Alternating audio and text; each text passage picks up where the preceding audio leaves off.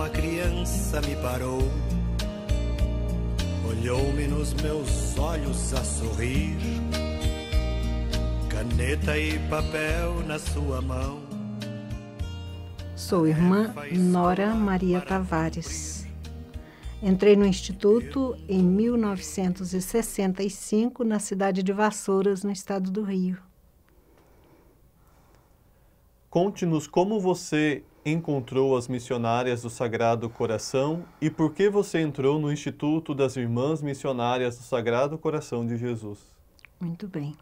Então, eu entrei neste instituto sem saber que ele existia na realidade. Porque, inicialmente, eu fiquei conhecendo através de uma prima que entrou 6 meses antes de mim.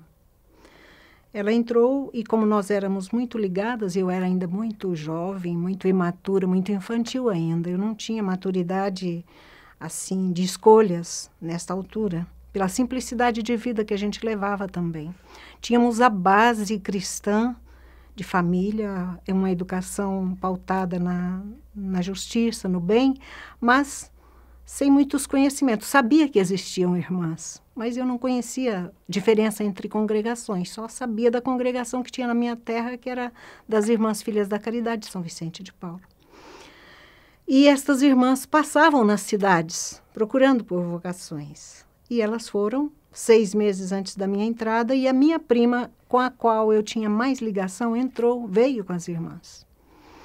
E por ela ter vindo, eu fiquei assim meio querendo também saber, será que eu teria vocação para seguir essa vida? Embora minha mãe já motivasse a gente a ter um desejo de um segmento mais próximo de Jesus e de ter uma educação melhor. Mas eu sempre questionava minha mãe, como que eu vou entrar para uma congregação se eu não sei se eu tenho vocação e se eu não tiver? É aí que ela dizia, Nora, se você tiver bem, continue, se não tiver, você volta, mas é uma oportunidade de ter uma boa educação, uma boa formação, um bom estudo, porque a gente era uma família muito numerosa, morávamos no interior, e ela sabia do tanto de bem que ela nos desejava e do que ela desejava para a gente, para ter como conhecimento da vida e das coisas e de ter estudo. E foi dessa forma que eu entrei, quando as irmãs retornaram à cidade 6 meses depois da entrada da minha prima. Tanto que nessa altura minha mãe nem na cidade estava, a gente tinha casa na cidade para os filhos estudarem e ela ficava na roça com os outros. E eu fui para a roça correndo feliz da vida, falei, mamãe, eu quero ir com as irmãs. Foi quando ela disse, pois se você quer, vai conversar com seu pai. O que ele disser está certo. Então, fui ao encontro do papai, que estava na roça, lá com a enxada na mão, cheguei, papai, eu estou com vontade de ir com as irmãs que receberam a Belinha, que já foi. Bom, filha, se é esse o seu desejo, vai. Mas se você não se sentir adaptada lá, pode retornar. E foi dessa forma que minha mãe logo entrou no processo de arrumação do simples enxoval para minha entrada para a congregação. Pais de 13 filhos no primeiro casamento, eu sou a 5ª filha, tinha apenas 15 para 16 anos nessa altura, e então entrei com uma grande perda dela em seguida, com 11 dias, meu maior apego era minha mãe. Uma das coisas que eu tinha como dificuldade de sair de casa era deixá-la, porque eu tinha uma paixão pela minha mãe, pelo papai também, pelos irmãos, mas a minha mãe principalmente. E Deus sabe das coisas. 11 dias depois eu soube, recebi carta de que ela estava doente inicialmente e logo em seguida ela não tinha aguentado, morreu de repente dormindo. Então algo que foi assim muito interessante na marca desta vocação para a vida consagrada, do chamado de Deus. E depois você perguntou sobre o que me trouxe, eu já expliquei. E o que me fez perseverar foi o conhecimento, paulatinamente, que eu fui começando a entender o que era, porque eu me dediquei de corpo e alma, porque desde criança eu fui sempre uma pessoa que era oferecida para as tias que davam à luz a filhos, para ajudar no resguardo. Então, eu fui aprendendo a ser altruísta. A partir daí, penso eu, isso é uma reflexão posterior, bem de pouco tempo para cá, que eu fui percebendo como Deus foi me preparando.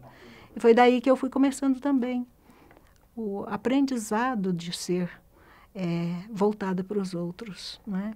E aí entrei na congregação e comecei a acolher tudo que a congregação oferecia como processo formativo e como conhecimento do carisma que eu não conhecia. Não conhecia Santa Cabrini, eu não conhecia nada de carisma, mas comecei, me empenhei e assimilei muito disso na minha vida, eu acredito.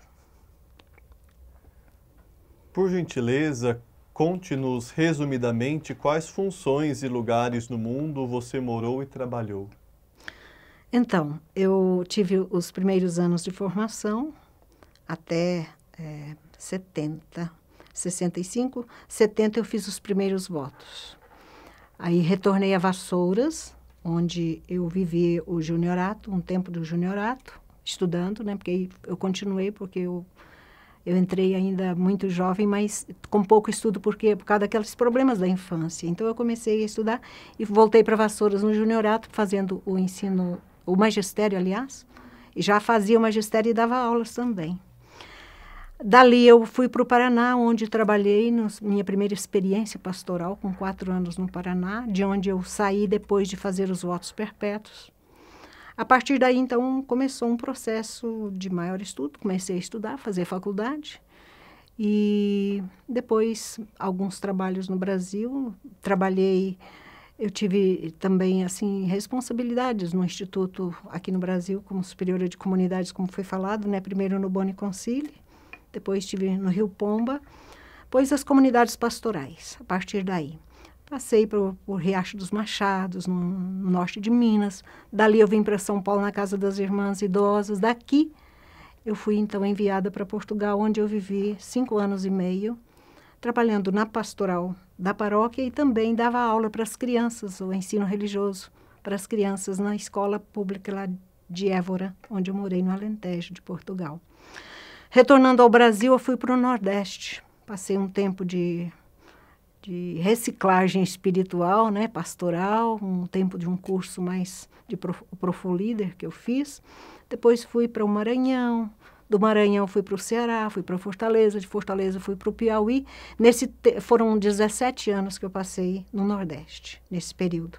Tempo muito rico, muito sofrido por um lado, por razões diversas pastorais que ocorreram, mas tempo de muita riqueza, de muita experiência, de muito enriquecimento para mim e também, eu acredito, nas pastorais onde eu estive. E de lá, retornei agora para São Paulo, onde eu estou desde 2018, nas comunidades, diversas comunidades que já passei. No momento eu estou no Rio de Janeiro. Uhum. Quando você entrou no Instituto, o que você sabia do carisma de Madre Cabrini? Eu já disse, né, que eu não conhecia nada naquela altura. Mas como eu era muito inocente ainda e o coração assim muito aberto, eu entrei com tudo para absorver, assimilar o carisma dentro de mim. E fui aprendendo e eu o sinto muito introjetado, tanto que para mim o carisma cabriniano é algo que me dá vida, eu vibro e sou muito apaixonada por ele, como também eu acredito, apaixonada por Jesus e pelo seu divino coração, na sua misericórdia, embora sabendo da minha miséria e da minha fragilidade, mas ele é o onipotente nessa situação e ele me torna também um pouco onipotente nele, fecunda nele em pequenas coisas, eu acredito. Agora, hoje, com essa experiência de vida, como você vê o carisma? Como ele impacta você hoje? O carisma se manifesta em mim como um turbilhão. Eu me sinto uma pessoa muito apaixonada. Vamos dizer assim, a palavra mais concreta que eu acho para aquilo que eu sinto interiormente.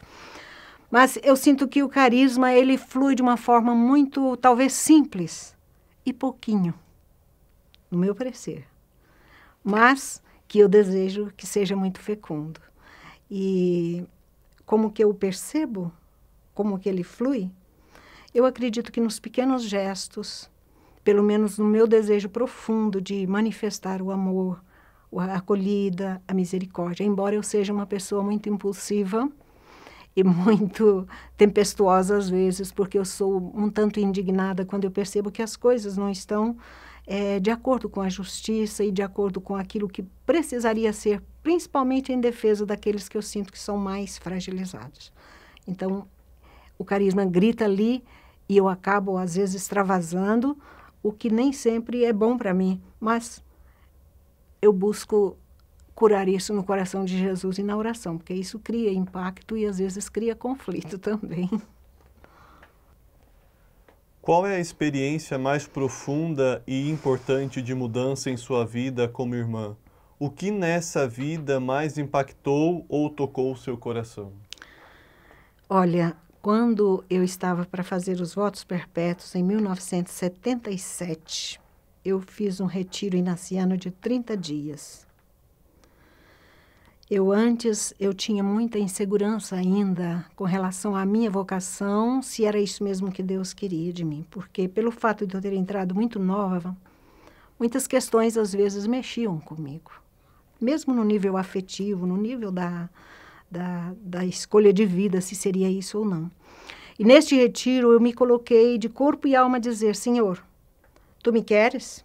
Se Tu me queres, revela a mim este amor profundo e de predileção, porque senão não tem jeito. Tem outras escolhas que às vezes pintam na minha vida que eu posso também fazer. E nesta colocação diante dele, diante da palavra que me questionou e que me deixou muito inquieta, eu fui fazendo esse processo na oração. Foi quando, no decorrer da segunda para a terceira semana do retiro, ele, numa oração, numa vigília que nós fizemos pela noite, na madrugada, que a gente levantava para esse momento forte de oração, ele disse claramente, bateu na minha mente, no meu coração, o resto da madrugada: Nora, eu te escolhi, és minha. E a partir daí, eu não tive mais dúvida do amor de predileção dele e nem da minha resposta ao amor dele. Tentações, dificuldades, problemas continuaram e continuarão, eu acredito. Mas eu não duvido mais da minha vocação e nem deste segmento de predileção que ele me chamou para fazer. Como você descreveria sua missão atual? Eu descreveria a minha missão atual, é uma missão de formiguinha, buscando ser presença, buscando ser alegria, manifestar e transbordar a alegria, mesmo no meio das dificuldades, porque as pessoas não têm a ver com aquilo que a gente tem por fora, mas buscar transfigurar os momentos difíceis na presença amorosa com ele e transmitir esse amor, não perdendo ocasiões. Isso em casa, com os funcionários, com as irmãs, no ônibus, em qualquer lugar que eu estiver. Com uma palavra, com um sorriso, com um gesto qualquer, é a minha forma de manifestar isso. Refletindo sobre sua vida como uma missionária do Sagrado Coração e portadora do amor de Cristo, o que foi mais gratificante em seu trabalho? Humanamente falando, a gente gostaria sempre de ter uma manifestação de que algo que a gente busca realizar ou busca ser tivesse um retorno. Isso, às vezes, pode gratificar. É algo que não acontece muito comigo, mas eu sinto que a gratificação maior é saber que mesmo nos pequenos detalhes da vida, nos pequenos momentos, nos pequenos gestos, é sentir que algo ficou e que as pessoas ficaram marcadas pelo amor, pela bondade, pela ternura de Deus. E que Deus se serviu de mim como um canal, como uma fonte de bênçãos, né? Olhando atrás em sua própria história, o que você diria a alguém que está pensando em se unir às várias missões das missionárias do Sagrado Coração de Jesus? eu não só diria, eu digo isso sempre, eu sempre que tenho a oportunidade de conversar com jovens, com pessoas que a gente encontra, que às vezes a gente lança também um convite para um segmento, uma das coisas que eu digo para as pessoas: se você se sente chamada, venha, segue, mas segue Jesus. Não venha pela irmã, pelo valor que ela tem, e nem deixe de seguir por causa de um defeito, por causa de um conflito, por causa de dificuldades.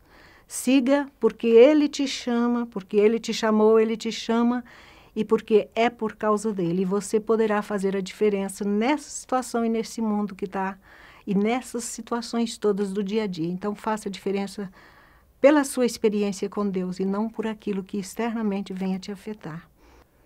Sei que você já respondeu a isso em nossa conversa, mas por favor me diga em apenas uma frase ou duas o que significou para você fazer parte das Irmãs Missionárias. O que significa, eu vou dizer, o que significa fazer parte desta família eu não sei se eu vou conseguir responder, mas eu acho que o que significa é eu poder dar espaço para que os outros se sintam em casa, onde eu estiver, e que eu também tenha a liberdade e a alegria de me sentir em casa como membro dessa família.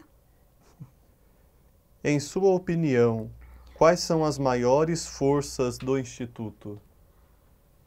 A missionariedade, o apaixonamento por Jesus, a misericórdia que a gente quer ser sinal dela no mundo. Buscar e aprofundar cada vez mais nas fontes do nosso carisma. E deixarmos-nos apaixonar pelo reino de Jesus. Eu acho que é isso.